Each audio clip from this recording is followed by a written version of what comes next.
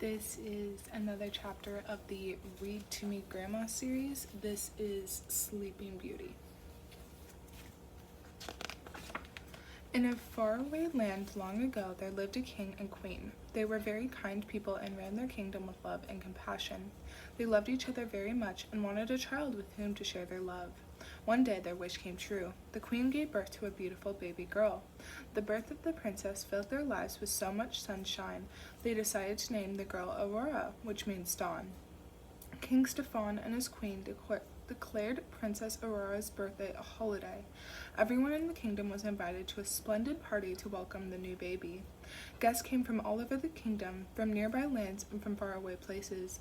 The most welcome guests were the three good fairies, Flora, Fauna, and Merryweather.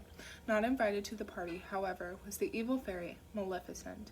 At the party, King Stefan promised King Hubert that Aurora would marry Hubert's son, Prince Philip. This would ensure that both children would marry royalty and that the two kingdoms would be safe. When it was time for presents, the three fairies wanted to give the baby Aurora very special gifts.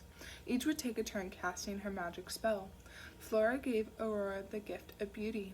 Fauna gave Aurora the gift of song. But just as Merryweather was about to give Aurora her gift, Maleficent burst into the room. There's the good fairies, giving the new baby her gifts.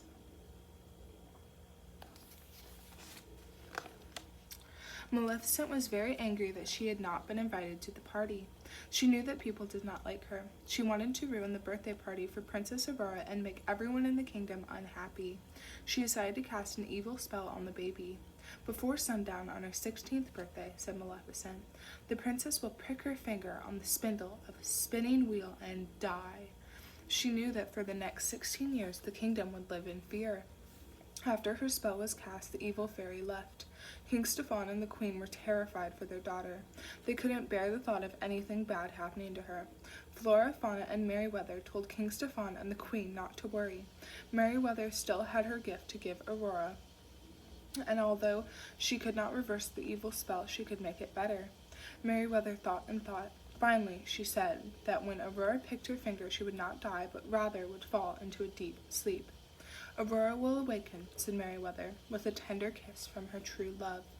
To be safe, King Stefan ordered that every spinning wheel in the entire kingdom be burned. He did not want to take any chances that Aurora would prick her finger on a spindle. Every single spinning wheel that could be found was burned that day.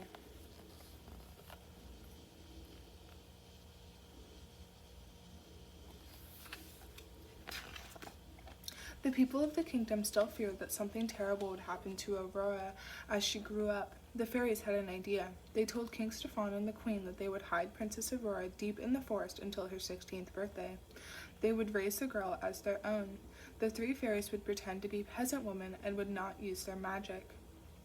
They felt that using magic would attract too much attention and Maleficent would surely find them. The king and queen agreed to this plan. They knew that they would miss their baby girl very much. They also knew that this was the only way to keep Aurora safe from the evil fairy. Maleficent was very powerful, and the good fairies would protect the child. Aurora's parents let the good fairies take the princess to an abandoned woodcutter's cottage in the forest. For 16 years, Flora, Fauna, and Merryweather raised the princess as if she were their own daughter. They called her Briar Rose.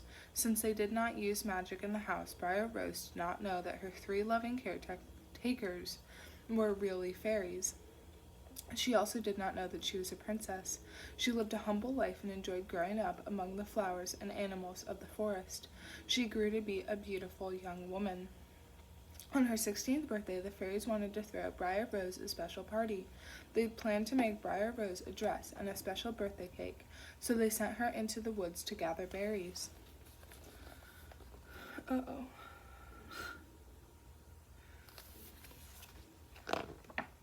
In addition to being very beautiful, Briar Rose had a lovely singing voice. This was her gift from Fauna.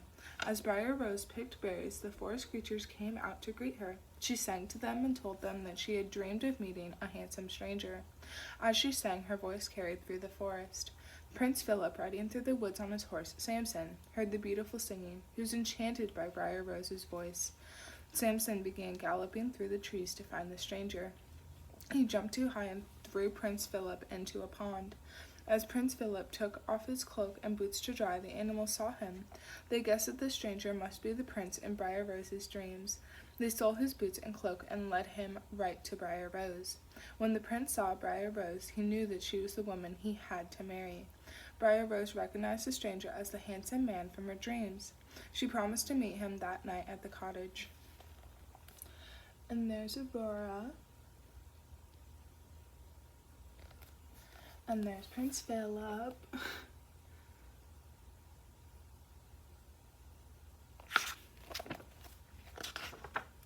When Briar Rose returned to the cottage, Flora, Fauna, and Merryweather surprised her with the cake and new dress. The fairies had decided that it would be all right to use their magic just this once to make the dress and cake as special as possible. Little did they know that Maleficent's evil pet raven was flying above the cottage at that exact moment. The raven knew what was going on immediately. It went back to tell Maleficent that the princess was still alive. Briar Rose excitedly told the fairies about the man she met in the woods. The fairies had to explain that she could not marry the stranger because she was really Princess Aurora. She was to marry Prince Philip. They were to return to the kingdom that day. Aurora was sad. At the castle, the fairies left the princess alone to rest. Maleficent appeared to Aurora and put her under a spell. Then the evil fairy made a spinning wheel appear. Aurora touched the spindle, and sure enough, she pricked her finger and instantly fell into a deep sleep. There's the bird. There's Aurora making terrible life choices.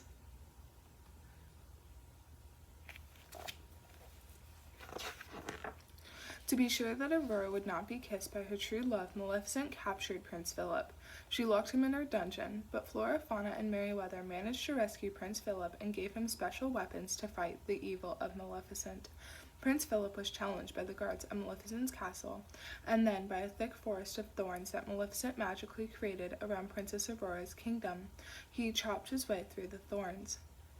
He was almost there when Maleficent appeared and changed into a giant fiery dragon. Philip used his sword of truth to destroy the dragon and get to the princess. Princess Aurora was even more beautiful than the first time the prince met her in the forest. Prince Philip could not help but bend down and give her a kiss. Aurora awoke from her deep sleep. She could not believe that her true love from the forest was Prince Philip.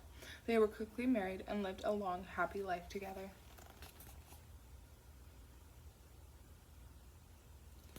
And that's the end.